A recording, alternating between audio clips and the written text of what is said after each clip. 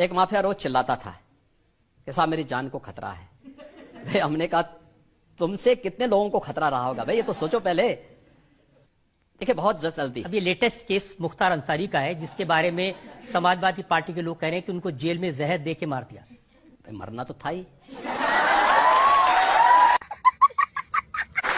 आप मुझे बताओ, जिस व्यक्ति ने सैकड़ों लोगों को मारा हो और कब तक बसता बसता फिरेगा?